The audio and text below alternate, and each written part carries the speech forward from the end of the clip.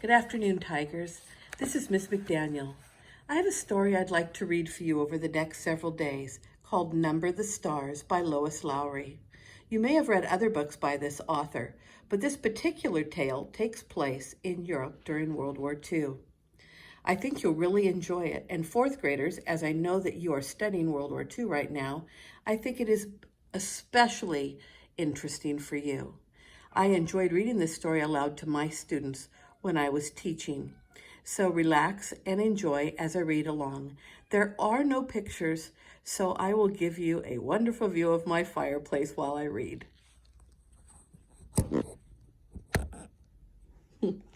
All right, here we go.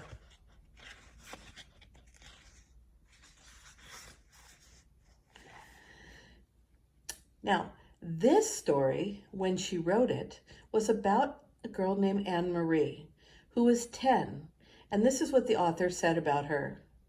I think readers of every age match themselves against the protagonists, or main characters, of books they love. Would I have done that? They ask themselves as they follow a fictional character through a novel. What choice would I have made? And 10, the age of Anne Marie in Number the Stars, and the approximate age of most of the book's readers, is an age when young people are beginning to develop a strong set of personal ethics. They want to be honorable people. They want to do the right thing, and they're beginning to realize that the world they live in, where the right thing is often hard, sometimes dangerous, and frequently popular, is something they have to deal with.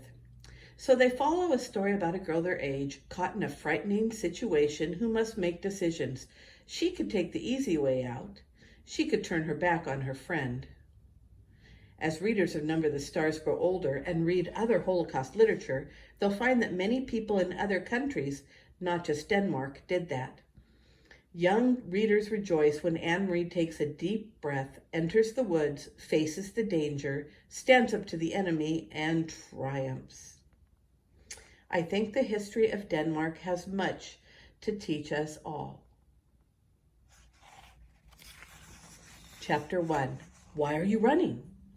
I'll race you to the corner, Ellen. Anne Marie adjusted the thick leather pack on her back so that her school books balanced evenly. Ready? She looked at her best friend. Ellen made a face. No, she said, laughing. You know I can't beat you. My legs aren't as long. Can't we just walk like civilized people? She was a stocky 10-year-old, unlike lanky Anne Marie. We have to practice for the athletic meet on Friday. I know I'm going to win the girls' race this week. I was second last week, but I've been practicing every day.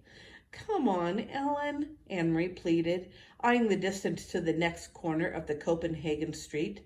Please. Ellen hesitated, then nodded and shifted her own rucksack of books against her shoulders. Oh, all right, she said. Ready? Go, shouted Anne Marie, and the two girls were off, racing down the residential sidewalk. Anne Marie's silvery blonde hair flew behind her, and Ellen's dark pigtails bounced against her shoulders. Wait for me, wailed little Kirsty, left behind, but the two older girls weren't listening.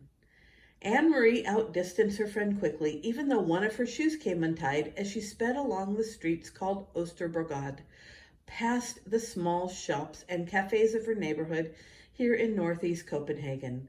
Laughing, she skirted an elderly woman in black who carried a shopping bag made of string. A young woman pushing a baby carriage moved aside to make way. The corner was just ahead. Anne Marie looked up, panting, just as she reached the corner. Her laughter stopped. Her heart seemed to skip a beat. Halt, the soldier ordered in a stern voice. The German word was as familiar as it was frightening. Anne Marie had heard it often enough before, but it had never been directed at her until now. Behind her, Ellen also slowed and stopped. Far back, little Kirsty was plodding along, her face in a pout because the girls hadn't waited for her. Anne Marie stared up. There were two of them.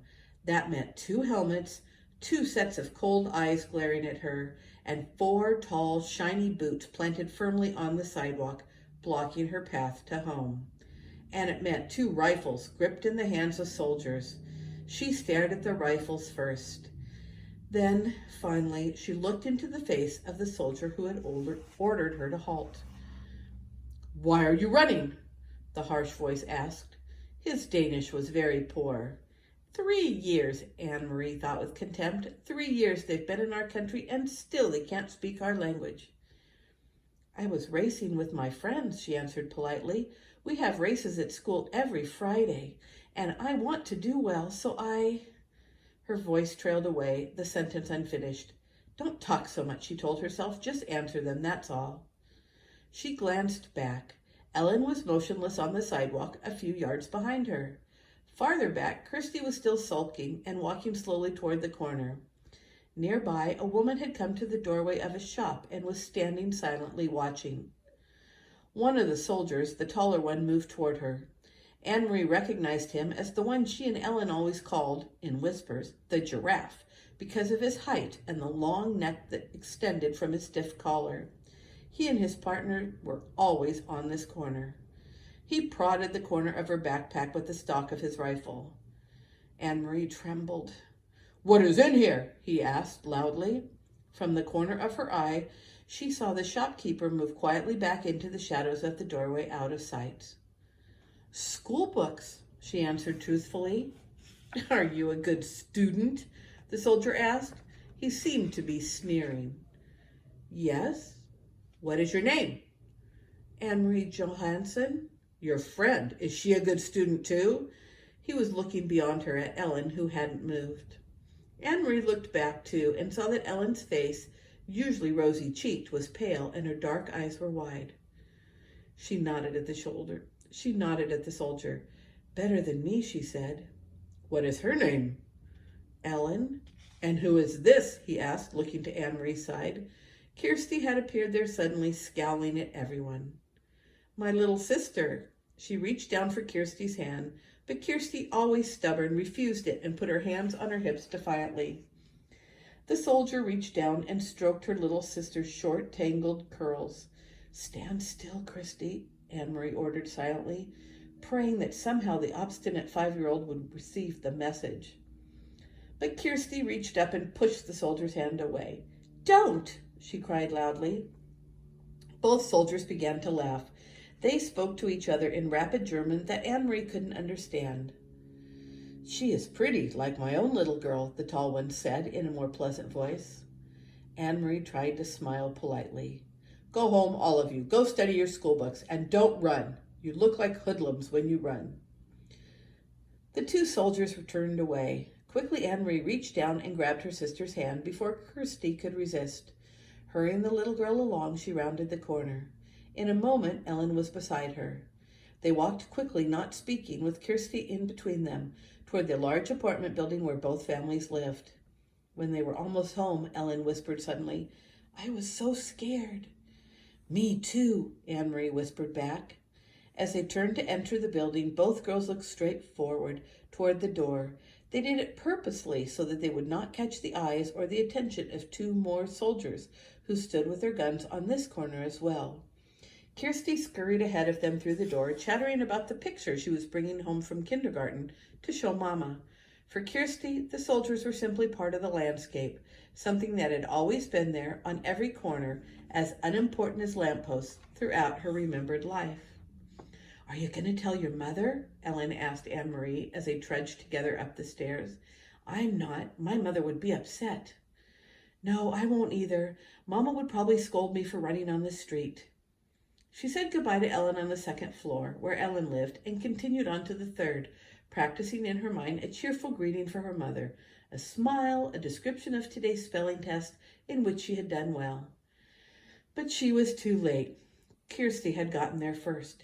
"And he poked Anne-Marie's book bag with his gun, and then he grabbed my hair." Kirsty was chattering as she took off her sweater in the center of the apartment living room. "But I wasn't scared. Anne-Marie was, and Ellen was too, but not me." Mrs. Johansson rose quickly from the chair by the window where she'd been sitting. Mrs. Rosen, Ellen's mother, was there too in the opposite chair. They'd been having coffee together, as they did many afternoons. Of course, it really wasn't coffee, though the mothers still called it that, having coffee. There had been no real coffee in Copenhagen since the beginning of the Nazi occupation. Not even any real tea. The mother sipped at hot water flavored with herbs. Anne-Marie, what happened? What is Kirsty talking about? Her mother asked anxiously. Where's Ellen? Mrs. Rosen had a frightened look. Ellen's in your apartment. She didn't realize you were here, Anne-Marie explained. Don't worry, it wasn't anything. It was the two soldiers who stand on the corner of Osterbrigade. You've seen them. You know, the tall one with the long neck, the one that looks like a silly giraffe? She told her mother and Mrs. Rosen of the incident, trying to make it sound humorous and unimportant, but their uneasy looks didn't change. I slapped his hand and shouted at him, Kirsty announced importantly. No, she didn't, Mama, Anne-Marie reassured her mother. She's exaggerating, as she always does. Mrs. Johansen moved to the window and looked down to the street below. The Copenhagen neighborhood was quiet. It looked the same as always. People coming and going from the shops, children at play, the soldiers on the corner. She spoke in a low voice to Ellen's mother. They must be edgy because of the latest resistance incidents. Did you read in Der Frie Dansk about the bombings in Hillerød and Nordbro? Although she pretended to be absorbed in unpacking her school books, Anne-Marie listened, and she knew what her mother was referring to. The Frie Dansk, the Free Danes, was an illegal newspaper. Peter Nielsen brought it to them occasionally, carefully folded and hidden among ordinary books and papers, and Mama always burned it after she and Papa had read it. But Anne-Marie heard Mama and Papa talk, sometimes at night, about the news they received that way. News of sabotage against the Nazis, bombs hidden and exploded in the factories that produced war materials, and industrial railroad lines damaged so the goods couldn't be transported. And she knew what the resistance meant. Papa had explained when she overheard the word and asked. The resistance fighters were Danish people. No one who knew said who they were because they were very secret. They were determined to bring harm to the Nazis however they could. They damaged the German trucks and cars and bombed their factories. They were very brave. Sometimes they were caught and killed. I must go and speak to Ellen, Mrs. Rosen said, moving toward the door. You girls walk a different way to school tomorrow. Promise me, Anne-Marie, and Ellen will promise me too. We will, Mrs. Rosen, but what does it matter? There are German soldiers on every corner. They will remember your faces, Mrs. Rosen said, turning in the doorway to the hall. It is important to be one of the crowd always. Be one of many. Be sure that they never have reason to remember your face. She disappeared into the hall and closed the door behind her. He'll remember my face, Mama, Kirsty announced happily, because he said I looked like his little girl. He said I was pretty. If he has such a pretty little girl, why doesn't he go back to her like a good father? Mrs. Johansen murmured, stroking Kirsty's cheek. Why doesn't he go back to his own country? Mama, is there anything to eat? Anne-Marie asked, hoping to take her mother's mind away from the soldiers. Take some bread and give a piece to your sister. With butter? Kirsty asked hopefully. No butter, her mother replied. You know that. Kirsty sighed as Anne-Marie went to the bread box in the kitchen. I wish I could have a cupcake, she said, a big yellow cupcake with pink frosting. Her mother laughed. For a little girl, you have a long memory, she told Kirsty. There hasn't been any butter or sugar for cupcakes for a very long time, a year at least. When will there be cupcakes again? When the war ends, Mrs. Johansen said, as she glanced through the window down to the street corner where the soldiers stood, their faces impassive beneath the metal helmets. When the soldiers leave. And tomorrow we'll read chapter 2. Thank you.